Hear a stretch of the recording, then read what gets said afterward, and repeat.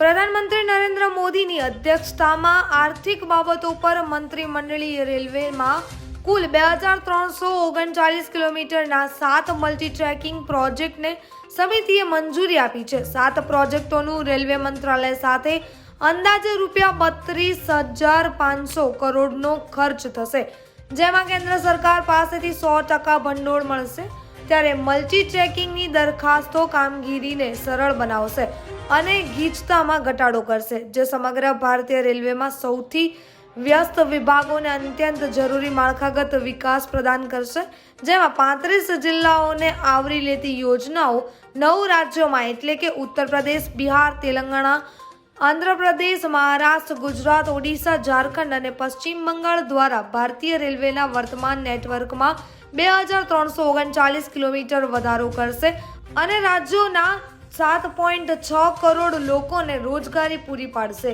Amrit Bharat station scheme में 508 स्टेशनों का शिलान्यास देखा और आज जो कैबिनेट ने एक बहुत बड़ा फैसला लिया है, जिसमें भारतवर्ष में कुछ 7 मल्टी ट्रैकिंग प्रोजेक्ट्स को आज अप्रूव किया है कैबिनेट ने। उन 7 में से एक हमारा है जो हमारे डिवीज़न में है, अहमदाबाद डिवीज़न में, और गुजरात में है। और ये जो करीब कॉस्ट है, ये 7 जो मल्टी ट्रैकिंग प्रोजेक्ट आज कैबिनेट ने अप्रूव किए हैं, उनकी टोटल कॉस्ट है 32,500 करोड़ रुपए। जो गुजरात के लिए प्रोजेक्ट है वो बहुत महत्वपूर्ण है और बहुत समय से इसकी डिमांड चल रही थी। और ये प्रोजेक्ट है, अगर आपको अंदाज़ा हो तो हमारा जो पोर्ट वाला एरिया है, गांधीधाम सामाख्याली में अभी दोहरी लाइन है, उसका चौहरीकरण करने का प्रोजेक्ट आज अप्रूव हुआ है, जिसमें करीब 53 किलोमीटर लंबा ये सेक्शन है। और जो अगर हम रेलवे की भाषा में ट्रैक किलोमीटर की जब बात करते हैं तो 112 ट्रैक किलोमीटर करीब इसमें चौहरीकरण किया जाएगा।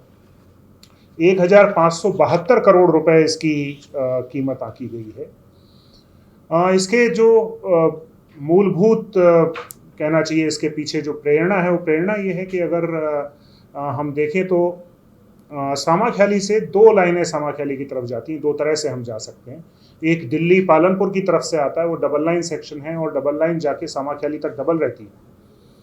और दूसरी तरफ से जो अहमदाबाद साइड से विरमगाम होते हुए जाते हैं, वो भी डबल लाइन सेक्शन है सामाख्याली तक। लेकिन सामाख्याली के आगे भुज तक वो ये हो गई 4 लाइनें जाने के लिए, पर वहां से आगे जाके सिर्फ 2 ही लाइन रह जाती थी। तो इधर से भी ट्रैफिक आ रहा है, उधर से भी आ रहा है, बट हमारी कैपेसिटी लिमिटेड हो जाती थी, पैसेंजर साइड में भी और गुड्स की तरफ से भी, दोनों ही तरफ से। दूसरा, जो भुज हमारा बड़ा इम्पॉर्टेंट एरिया है, जहाँ पे कि पैसेंजर पर्सपेक्टिव से और डेवलपमेंट पर्सपेक्टिव से वहाँ पे काफ़ी सारे काम चल रहे हैं। भुज नलिया एक पहले मीटर गेज सेक्शन होता था, उसका ब्रॉड गेज में कन्वर्जन का काम चल रहा है। उसके आगे करीब 3 प्रोजेक्ट ऐसे हैं जो कि डिफरेंट स्टेजेस में हैं। नलिया वायोर में भी काम चल रहा है। वायोर, लखपत, देसलपर, हाजीपीर और नलिया जखाओ, ये अब एडवांस स्टेज प्लानिंग में है, जिसका कि काम हम उम्मीद करते हैं कि जल्दी सैंक्शन होगा और इसका भी काम शुरू होगा। तो यहाँ पे 2 चीज़ें हैं। एक तो पैसेंजर पर्सपेक्टिव से नए एरिया जुड़ रहे हैं जिनको की कनेक्टिविटी मिलेगी। दूसरा ये है कि बिजनेस के एंगल से देखें तो भुज के आसपास का जो ये क्षेत्र है, यहाँ पे सीमेंट क्लस्टर है, काफ़ी सारी सीमेंट मैन्युफैक्चरिंग होती है, सॉल्ट बेल्ट बहुत सारी है। तो ये जो इंडस्ट्रियल क्लस्टर हैं, इनको इससे गति मिलेगी और जो गुजरात के विकास में एक एक्सेलरेंट का ये काम करेगी। दूसरी तरफ जखाऊ, जैसे अभी हम बात कर रहे थे, जखाऊ पोर्ट है, उसके अलावा कांडला पोर्ट है, मुंद्रा पोर्ट है, ट्यूना पोर्ट है। तो ये पोर्ट एरिया है जहाँ से कि एक्सपोर्ट इंपोर्ट का काम बहुत सारा होता है। पूरे देश भर में जो एक्सपोर्ट होने वाली चीज़ें हैं वो यहाँ आती हैं, जो इंपोर्ट होती हैं वो डिस्ट्रीब्यूट होती हैं। तो वहाँ पे भी एक कैपेसिटी कंस्ट्रेंट एक हम लोगों को महसूस हो रहा था कि यहाँ पे क्षमता बढ़ाए जाने की आवश्यकता है, तो वो क्षमता इससे बढ़ेगी। तो ये एक बहुत ऐतिहासिक निर्णय है और गुजरात के विकास में और अहमदाबाद मंडल जो हम लोग यहाँ पे काम कर रहे हैं उसमें ये एक मील का पत्थर साबित होगा, ऐसा मुझे विश्वास है।